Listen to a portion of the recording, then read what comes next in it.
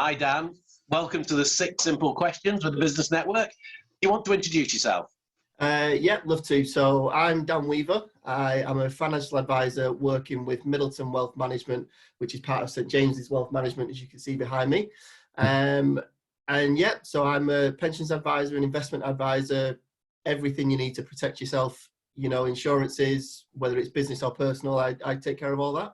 Great. And how did you end up in financial services and St. James's Place?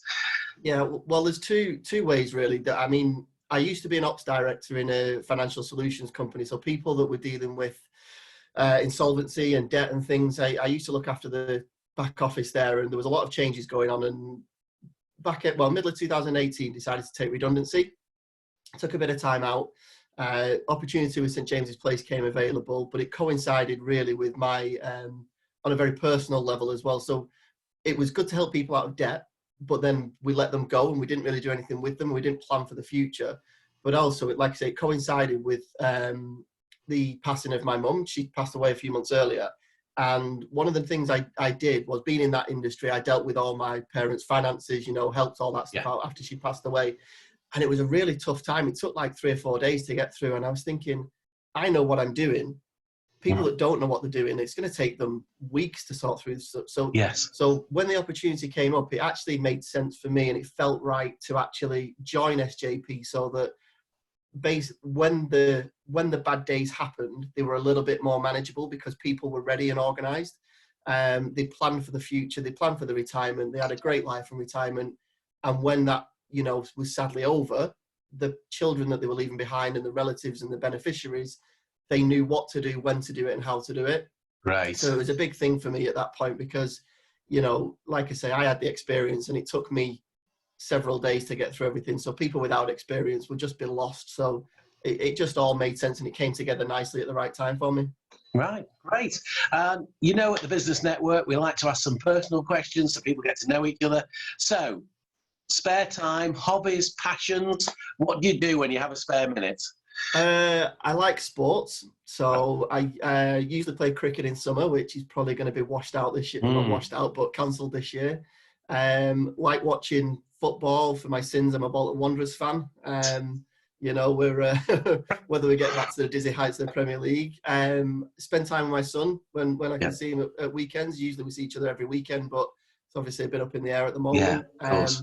And holidays. Love holidays. I'm fortunate enough that I've got a little place in Spain, a little apartment in Spain. So I just get there as much as I can. That's usually my getaway to recharge and refresh, whether it's a long weekend or a week or two. But yeah, I'm very much a warm weather person over cold. I just want to hibernate in the winter. It's just too much. Yeah, well, fingers crossed we'll be back flying again soon. So yeah. Yeah. So I listen to quite a few podcasts. Have you got any that you listen to? Well, I'm not a big podcast fan, to be fair, but someone's actually recommended one, and it's called How to Win Consistently Without Getting Complacent. And it's kind of a sports background one. I'm very much, you know, I'm very much of a sports era and a sports background. And, you know, so from that point of view, there's a lot of motivational podcast coming through there. So I'm about to listen to that one actually later on today. But yeah, it's How to Win Consistently Without Getting Complacent. And I think it links in well with business as well as pleasure. We've had a lot of sports podcasts recommended. Really? So yeah. And books. We should all be reading a lot more now, with a bit more time on our hands. Anything you'd like to recommend?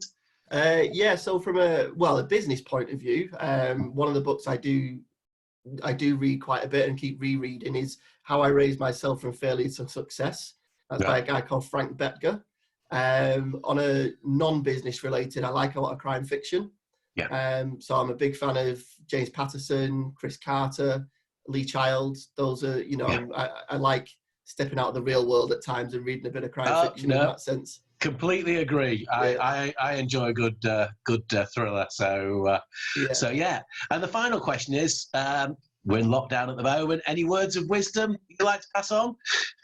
Yeah, I think make time for yourself. I think that's important. Take stock of everything you've got while you can do.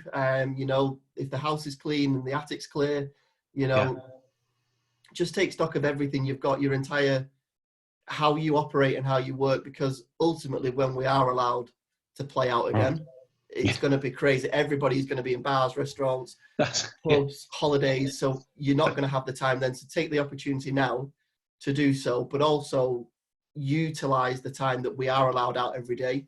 I got to the back end of the week a couple of weeks ago and realized the furthest I'd been was the wheelie bin, and it was a Friday afternoon. And I thought, you know, you need to take time. I was getting cabin fever a little bit. So now I make sure that I get around the park every day, just have a walk or a run around the park and get some time and some fresh air. Yeah, no, it's really important. And when we get back to things, making the most of the time that we do have, as you say, it's we're all going to be frantically out and about, and the bars are going to be pretty busy when they get open. But thank you for this, Dan. That's great. So, it's key that we get to know more and more about our members. So, thank you for doing this for us. Thanks, Simon. Okay, bye. Cheers. Bye now.